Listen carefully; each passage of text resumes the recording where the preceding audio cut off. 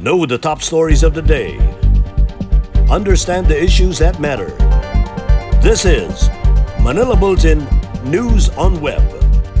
Your quick rundown of top news in the country and around the world. Manila Bulletin, celebrating 120 years of timely stories and timeless truths. Be fully informed. Hi, I'm Barbie Atienza. This is MB Now, and here are your news on web.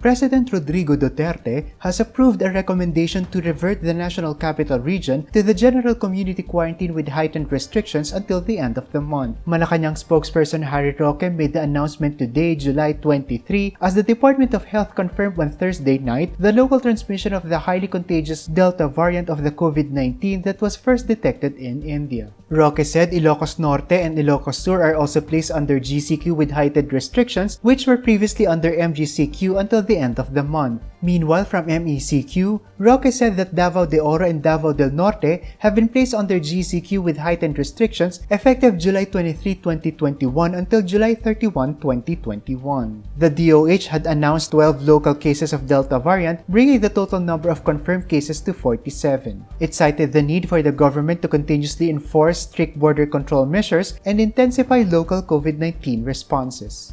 Inaprubahan po ng ating Presidente ang rekomendasyon ng inyong IATF na ipasailalim ang National Capital Region at 4 pang probinsya sa ilalim po ng GCQ with heightened restrictions. Ito po ay mula July 23, 2021 hanggang July 31, 2021. Nasa ilalim din po ng GCQ with heightened restrictions ang mga probinsya ng Ilocos Norte, Ilocos Sur na dati-rati po ay nasa MGCQ. Galing naman po sa MECQ, Davao de Oro and Davao del Norte ay mapapasailalim po sa GCQ with heightened restrictions. Ang Davao del Sur po na dati po ay MECQ ay mapapasailalim po sa GCQ simula po ng July 23, 2021 hanggang July 31, 2021. The Interagency Task Force recalled its resolution allowing children aged 5 and above outdoors due to the threat of Delta variant of coronavirus disease, according to Health Secretary Francisco Duque III. The decision came after the DOH confirmed the previous day the detection of local transmission of highly contagious coronavirus variant in the country. The health chief was referring to the IATF Resolution number 125, which allows children aged 5 and up outdoors in areas under general community quarantine and modified GCQ. He said the IATF will make an assessment in coming weeks to determine whether it can reinstate the enforcement of its resolution. President Rodrigo Roa Duterte has approved the travel restrictions for all travelers coming from Malaysia and Thailand to prevent the further spread of COVID-19 variants in the country. On Friday, July 23, presidential spokesman Harry Roque said in a statement that the restrictions will cover travelers with travel history to the two countries within the last 14 days preceding their arrival in the Philippines. The travel ban will start on July 25, 2021 at 12:01 a.m. until July 31, 2021 at 11:59 p.m. Passengers already in transit from Malaysia and Thailand and all those who have been there within 14 days before July 25 may still be allowed to enter the country but will be required to undergo a full 14-day facility quarantine, notwithstanding a negative RT-PCR result. Roque said the travel restrictions are subject to the same exceptions on repatriation and special commercial flights for Filipinos. However, they will be required to follow the prescribed testing and quarantine protocols. Malaysia and Thailand joined 8 other countries in the Philippines travel ban list, which was prompted by the Delta variant.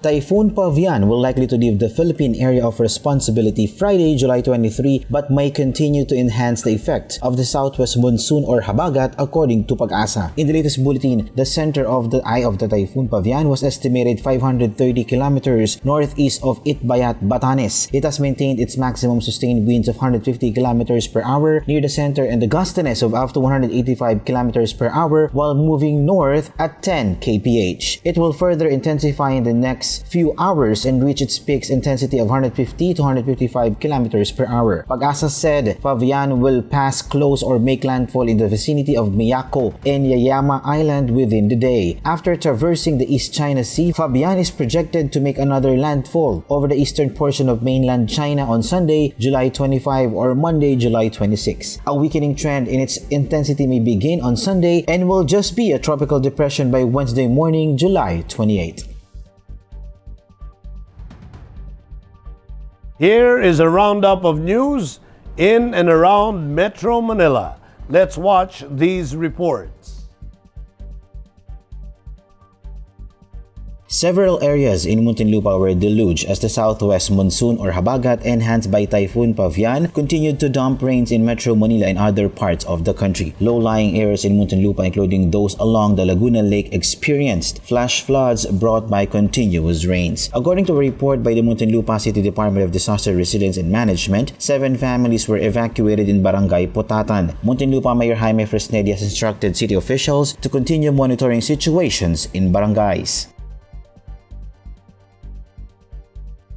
The city government of Navotas City announced Thursday that the senior citizens companion will also be inoculated with the Johnson vaccine against COVID-19. In his Facebook announcement, Mayor Toby Tiangco called it One Vax, Take One. The local chief said that we need to encourage the senior citizens to be vaccinated and a companion is important to assist them to go to the nearest vaccination sites. The local chief also urged Navoteños who are under A2 category to schedule appointments online and walk-ins are still open for those who cannot access the website.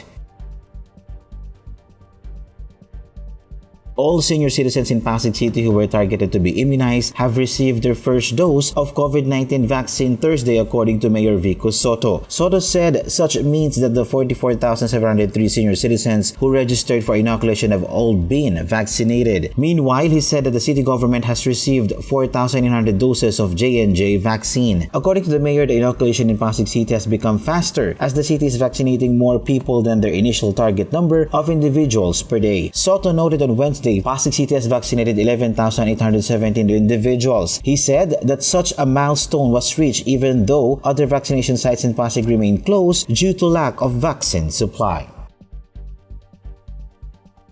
Now let's take a look at the latest news in other parts of the country, and here are the details. The Baguio City Epidemiology Surveillance Unit of the City Health Services Office reported 416 dengue cases with 5 deaths from January 1 to July 17 this year. This is a threefold increase from last year's 103 cases. Clustering of cases has been noted in 19 barangays. The mushrooming cases of dengue fever in the city have added strain to the city's healthcare system already battered by the COVID-19 pandemic. The City Health Service Office had requested the Department of Health for funding to augment the city's supplies to fight the mosquito-borne disease. The City Health Service Office also urged the barangays and residents to double their efforts in fighting dengue. Officials have confirmed that the Alpha, Beta, and Delta variants of COVID-19 have been recorded in Iloilo and Guimaras. Governor Arthur Defensor Jr. of Iloilo and Mayor Eugene Reyes of Buena Vista, Guimaras separately confirmed the presence of these COVID-19 variants.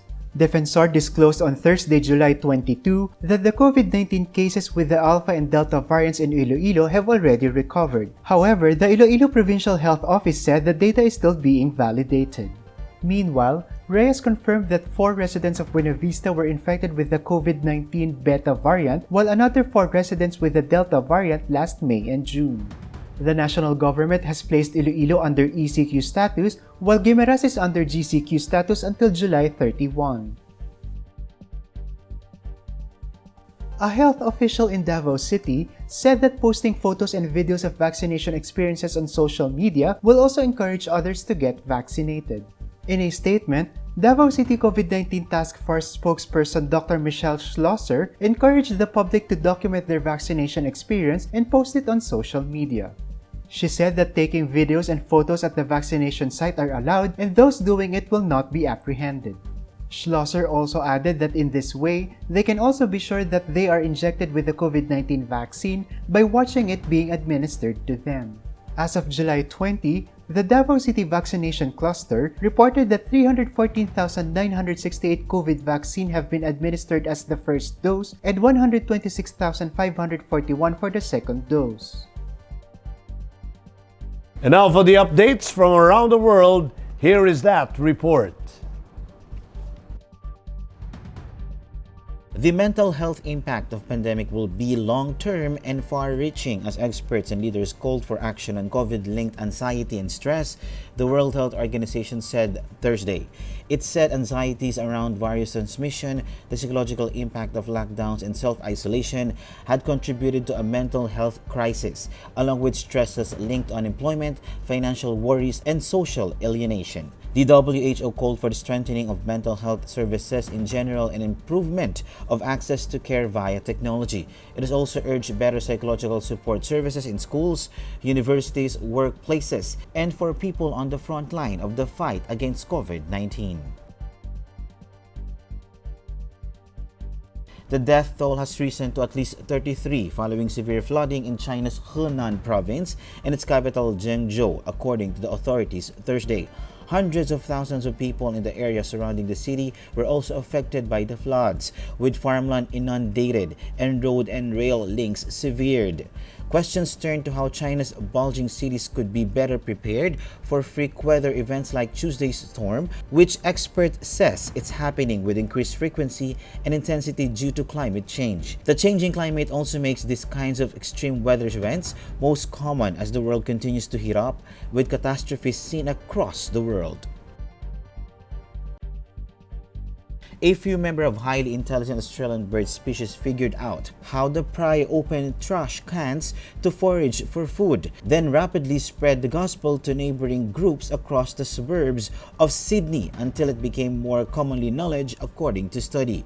Lead author Barbara Klump of the Max Planck Institute of Animal Behavior told AFP this phenomenon is known as social learning, but it's usually hard to document in wild animals, either because the behaviors are rare or there are other possible explanations linked genetics. They realized they had a unique opportunity to systematically study the behavior because the birds are everywhere on the east coast of Australia and the beans are exactly the same everywhere, creating uniform conditions scientists refer to as a natural experiment.